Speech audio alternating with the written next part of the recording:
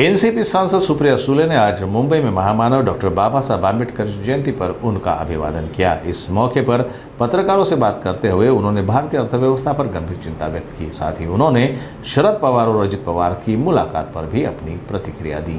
ते आज सगळं होतंय, प्रत्येक स्कीम बद्दल असेल किंवा सामाजिक परिस्थिती महाराष्ट्राची असेल, आर्थिक परिस्थिती फक्त महाराष्ट्राची, राज्याचीही. आपण जर माझं ह्या महिन्याभरातलं बजेटचं भाषण काढलं असेल तर बजेटमध्ये भाषण करताना मी अतिशय विनम्रपणे राजकारण बाजूला ठेवून हा शब्द मी वापरला होता. मला आठवतंय, मी निर्मलाजींना विनंती केली होती की निर्मलाजी, आता जी परिस्थिती जगातही दिसते, देशातही दिसते, आता आपलं अर्थकारण, आपली इकॉनॉमी इन्स्युलेटेड राहिलेली नाही. आपण एक ग्लोबल प्लेयर आहोत. अनेक वर्ष कैलासवासी मनमोहन सिंग साहेबांनी जेव्हा मोठे धाडसी निर्णय घेतले, रिफॉर्म्स केले, त्यानंतर आपण एक ग्लोबल प्लेयर झालो.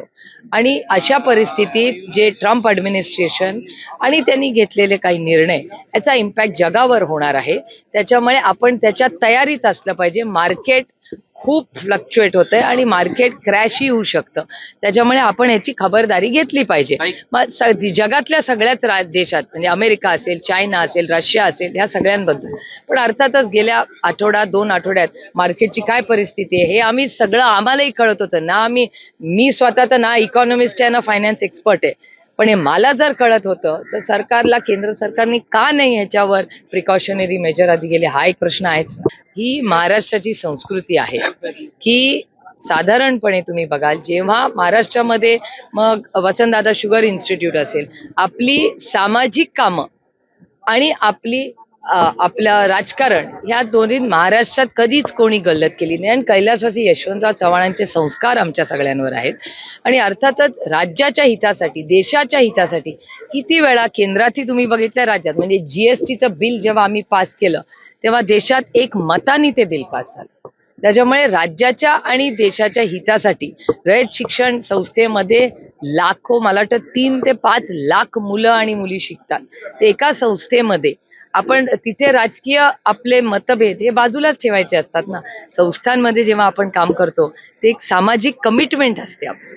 त्यामुळे रयत शिक्षण संस्थेच्या कामामध्ये सगळेच एक येतात. वसंतदादा शुगर इन्स्टिट्यूट असेल, अशा अनेक संस्थांमध्ये ज्या खूप लोकांच्या कष्टानी, मेहनतीने, प्रयत्नातून उभ्या राहिल्यात आणि आज महाराष्ट्रात लाखो करोडो मुलं त्याच्यामुळे शिकलेत. आज तुम्ही महाराष्ट्रात कुठेही गेला तर 50 ते 60% कलेक्टर असतील, पोलीस असतील, हे सगळे रयत शिक्षण संस्थेत शिकलेले आहेत. याचा आम्हाला सार्थ अभिमान.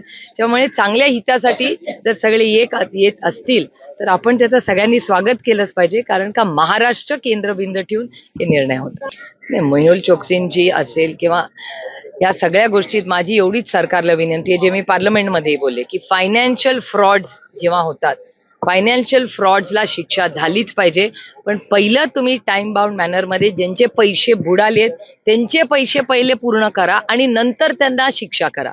कारण का त्यांना लगेच अटक जेव्हा होते तेव्हा अटक झाल्यावर तो गरीब माणूस कष्ट करत राहतो. तो पहिलं मेहुल चोक्सींना सांगा, आमच्या कष्ट करणाऱ्या लोकांनी जी पैसे दिले, 2 लाख 5 लाख सगळ्यांचे शिक्षणाचे पैसे असतात आर्थिक, ते पहिले परत करा आणि नंतर मग त्या मेहुल चोक्सीला काय शिक्षा करायची ती सरकारने करावी.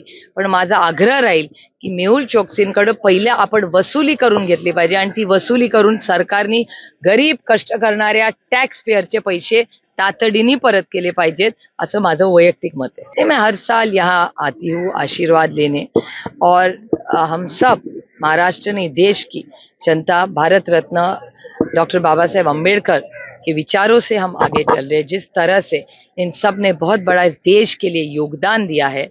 महात्मा गांधी जी ने इस देश को स्वतंत्र, और लाखों करोड़ों ऐसी फैमिलीज है जिन्होंने बहुत त्याग किया है, और उसके बाद ये देश कैसे चलेगा, इसके लिए सबसे बढ़िया देश का जो संविधान है वो भारत रत्न डॉक्टर बाबा साहेब अम्बेडकर जी और उनकी पूरी टीम ने जो बनाया, उसी से आज इस देश में एक सशक्त लोकतंत्र में हम सब जी रहे हैं. इन्हें उसका मैं स्वागत करती हूँ. Justice delayed is justice denied. देर से होना कुछ हो रहा है, लेकिन मेरी सरकार से विनती रहेगी, पहले मेहुल चोक्सी को अरेस्ट करे या आप कुछ भी करें, किसी भी फाइनेंशियल फ्रॉड में पहले जो गरीब है, जो टैक्स पेयर्स है, जो ईमानदार है, उनके पैसे पहले वापस करने चाहिए. फिर उसके बाद आपको जो मेहुल चोक्सी के साथ करना है वो सरकार करे, लेकिन पहले जो पैसा मेहनत का पैसा है, खून पसीने का पैसा है, टैक्स भरा हुआ पैसा है, वो इन लोगों को वापस मिलना चाहिए। नहीं, मेरे ख्याल से ये एक वहाँ स्टेट का इशू होगा। हमारी भी विनती सरकार को तभी भी थी जब बोर्ड में डिबेट हो रही थी सरकार को कि आप जल्दी मत करिए, क्योंकि जब जेपीसी बनाई थी, जेपीसी में बहुत लड़ाई हुई थी, आप ही के चैनलों ने दिखाई थी वो लड़ाई, और एक आधा एक्सटेंशन दे देते, जल्दी क्या थी। तो हमारी सिर्फ विनती इस सरकार को इतनी है कि हर चीज में आप सबको डरा धमका के प्लीज मत करिए, आप सबको कॉन्फिडेंस में लीजिए। जैसे हमारी वन नेशन वन इलेक्शन की कमेटी है, बहुत अच्छी, पीपी चौधरी जी हमारे उसके चेयरमैन है, बड़ी विनम्रता से हम वहाँ अच्छी चर्चा होती है, कोई हड़बड़ी नहीं है। वन नेशन वन इलेक्शन की कमेटी में पीपी चौधरी जी वहाँ नेतृत्व करते हैं, सारे कांग्रेस के, प्रियंका जी उसमें है, सारी पार्टियों के लोग हैं वहाँ, और हम बड़ी विनम्रता से हमारी राय वहाँ रखते हैं, बहुत अच्छी चर्चा होती है।